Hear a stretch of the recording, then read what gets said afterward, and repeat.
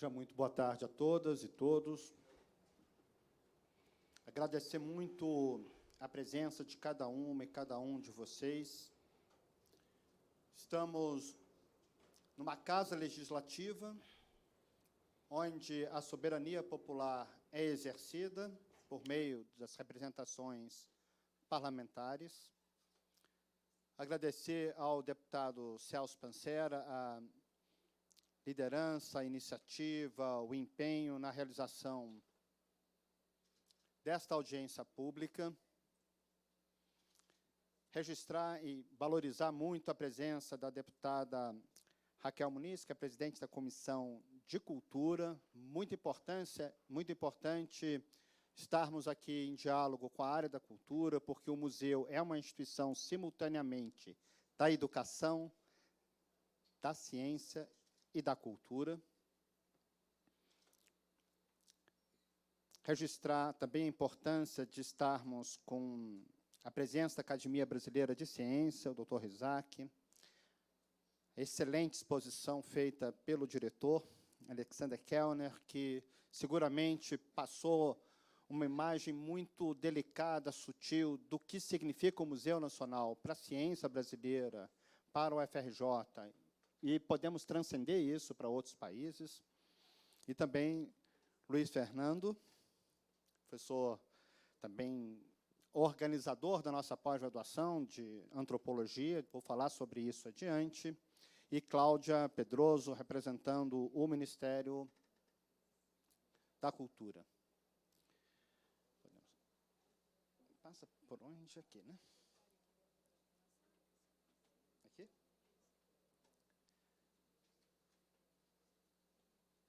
Opa, deixou.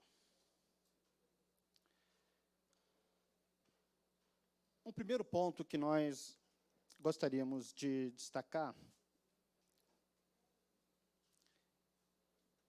é de que museus científicos, e particularmente museus vinculados às universidades federais, em que pese a sua enorme importância para o país, estão num ponto cego do orçamento da União. Qualquer uma e qualquer um de vocês pode procurar com lupa aonde encontramos uma rubrica específica para as instituições museais, e digo mais, para os prédios tombados que pertencem, pelo IPHAN e por outros órgãos, que pertencem ao Ministério da Educação.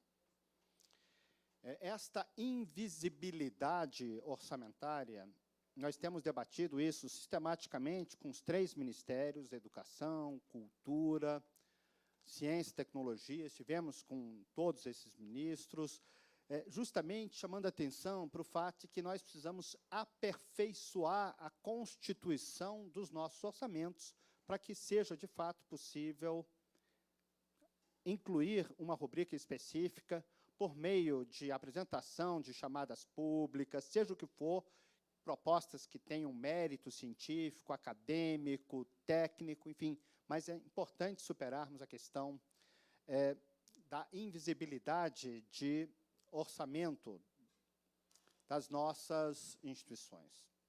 Atualmente, os nossos prédios dependem fundamentalmente de mecenato, particularmente por meio da Lei Rouanet, o que nem sempre é viável. Tem momentos em que os projetos que a universidade apresenta são aprovados e conseguimos captação, em outros momentos não conseguimos.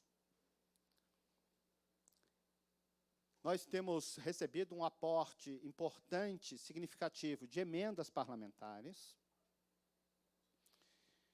E as atividades cotidianas do Museu Nacional, como das demais unidades da UFRJ, das demais universidades federais, existe academicamente porque captamos recursos da FINEP, do CNPq, FAPERJ, no caso do Rio de Janeiro, pela excelência acadêmica do que é feito no Museu Nacional e nos demais museus vinculados às universidades federais.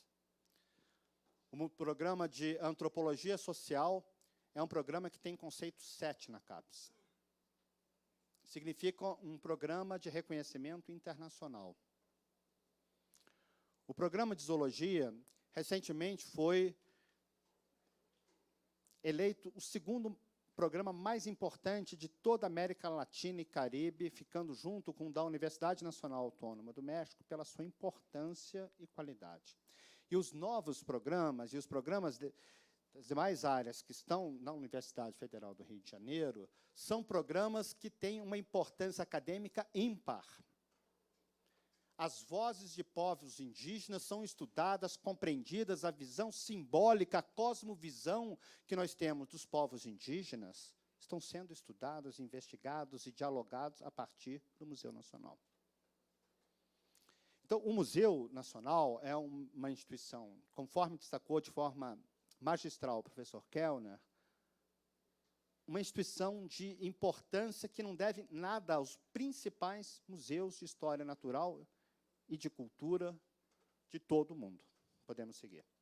Ah, não, desculpe, eu que estou me dando aqui. Vejam, aqui não estamos discutindo e não estamos fazendo culpas e não culpas, estamos analisando a situação. E é muito importante que essa seja uma análise para nós pensarmos o aperfeiçoamento das políticas.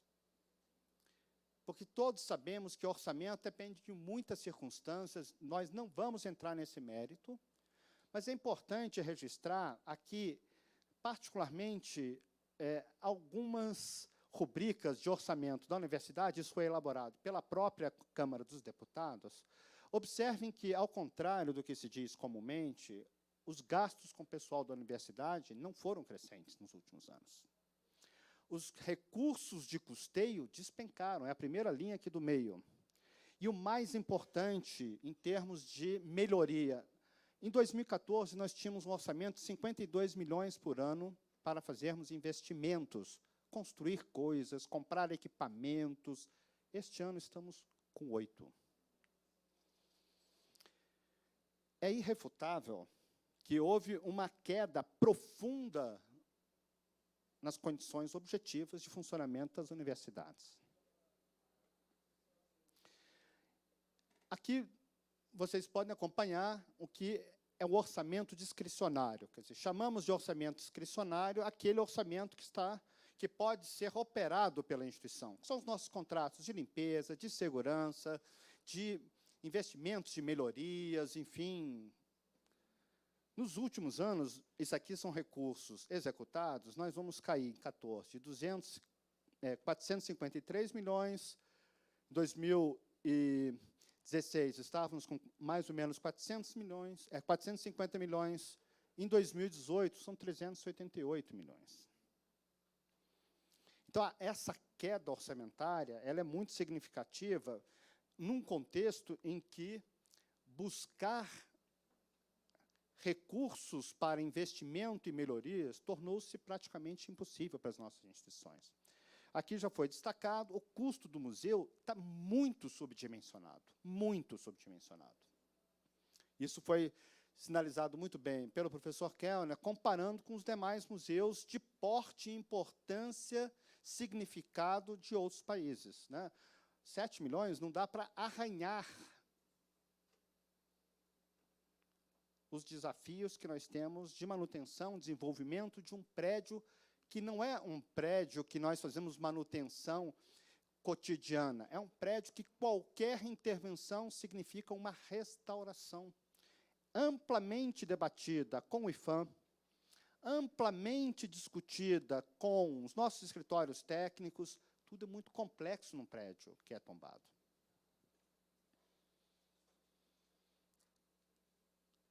O suporte que, historicamente, nós temos tido pela excelência acadêmica do Ministério da Ciência e Tecnologia caiu. Caiu em virtude destes números.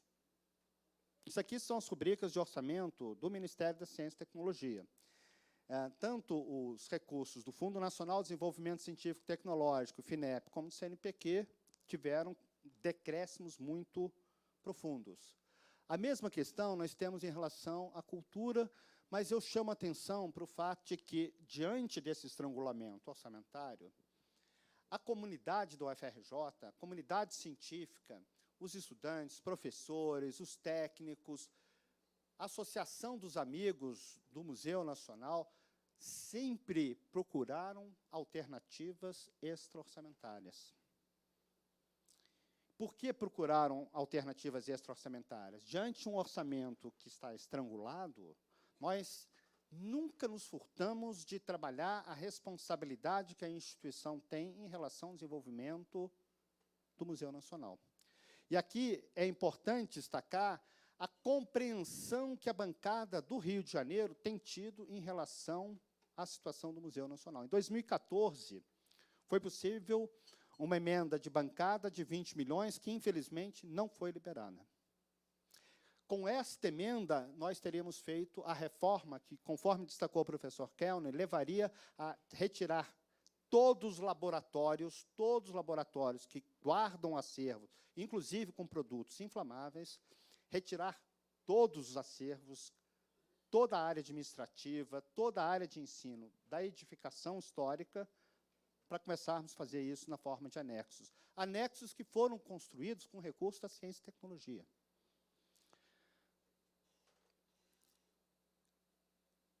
Como nós não conseguimos liberar este recurso, como também, e vou mostrar esses dados que são importantes, as receitas via Lei Rouanet foram frustradas, porque observem que a UFRJ apresentou 6 projetos que foram aprovados. Apresentou não, foram aprovados 6 projetos pelo Ministério da Cultura, mas apenas um dos nossos projetos, totalizando R$1 milhão, que foi aceito. E era um projeto vinculado à exposição. Prevenção de incêndio e pânico não captou recursos. Em função deste quadro orçamentário, em 2015, tão logo nós assumimos a reitoria, nós estivemos com o professor Luciano Coutinho, ex-presidente do BNDES, e discutimos um projeto mais robusto e estratégico para o museu. E isso foi feito com uma delicadeza, com uma qualificação e uma competências únicas, pelo BNDES e pela equipe do Museu Nacional e pelo escritório técnico da nossa universidade. E aqui eu destaco a profunda interação entre as equipes técnicas, que fizeram um super projeto. E, a partir desses R$21 milhões, havia expectativa de novas liberações orçamentárias. Este recurso, um dos principais itens era justamente prevenção de incêndio. Infelizmente, nós não conseguimos aplicar o recurso a tempo. É importante destacar que o compromisso do BNDES foi muito acentuado. No entanto, com um período que tivemos 3 presidências no BNDES, e esse projeto era tratado na alta direção do banco.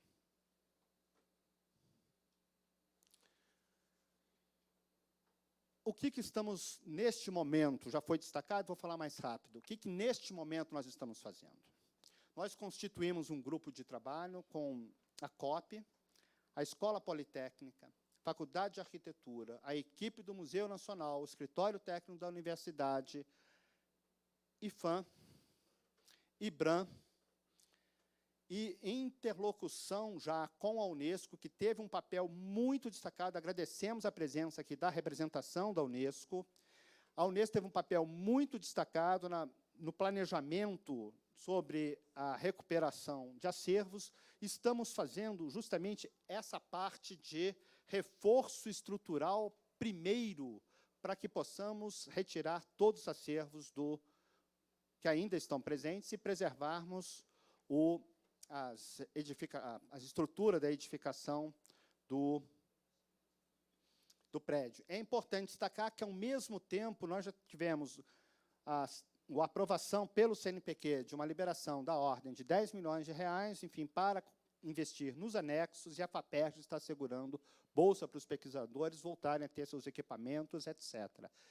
Toda essa parte inicial nós estamos fazendo com recurso, na ordem de R$10 milhões também, do Ministério da Educação, que tem trabalhado de forma exemplar na nossa universidade, com a nossa universidade. Aqui já mostra essa etapa, né, de obras, e estamos agora fazendo o que seria, digamos, a segunda etapa. E esta segunda etapa tem o apoio do Ministério da Educação e da Unesco, que nós pretendemos abrir o processo licitatório de recuperação geral da edificação. O MEC, então, liberou 5 milhões. Né, e o que pretendemos fazer com esta segunda etapa? Basicamente, todo o reforço estrutural da fase 1, que o professor Kellner já destacou, e trabalharmos a infraestrutura do anexo, que é onde as atividades acadêmicas do museu serão e continuarão sendo realizadas. Esses recursos estão sendo discutidos pela bancada do Rio de Janeiro e temos confiança de que será uma emenda de bancada. A fase 1, conforme já destacou o professor Kellner, enfim, é uma etapa, enfim, simbólica e de enorme importância para a nossa instituição e para o país. Ali nós temos a imagem do Museu Nacional. Então, esta etapa 1, reforço, amarração, cintamento, coberturas, sistema de prevenção, acessibilidade, manejo ambiental, restauração de fachadas, enfim, será a etapa 1. A etapa 2 é uma etapa muito mais ambiciosa.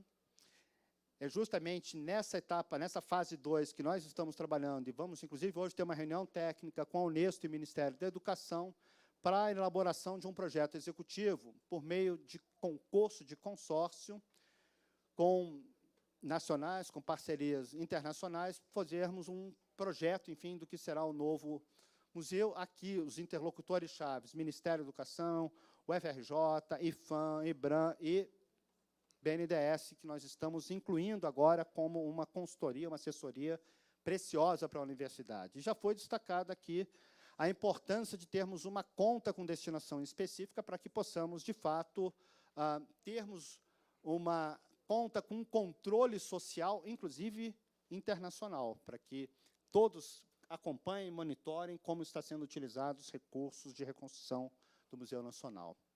Esta parceria com o BNDES tem como objetivo o esboço geral do termo executivo, do termo de referência, perdão, para iniciarmos o nosso planejamento do projeto executivo.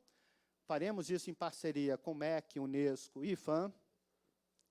Entendemos que seria muito importante a Unesco estar encarregada do processo de licitação a partir desse concurso, e a finalização dessa etapa, no final de 2019, enfim, deve resultar na contratação da empresa que fará o projeto final do Museu Nacional. Então, estes são os nossos planos, mas gostaria de reiterar a importância das comissões de educação, de cultura, de ciência e tecnologia, de examinarem com cuidado a invisibilidade dessas nossas unidades acadêmicas, prédios tombados pelo IFAM, enfim, mas que pertencem ao Ministério da Educação, instituições museais vinculadas às universidades, para que isto conste, de fato, no orçamento geral da União e possamos ter um planejamento que dê continuidade e possibilidade de mantermos um maravilhoso e extraordinário acervo que orgulha, emociona, educa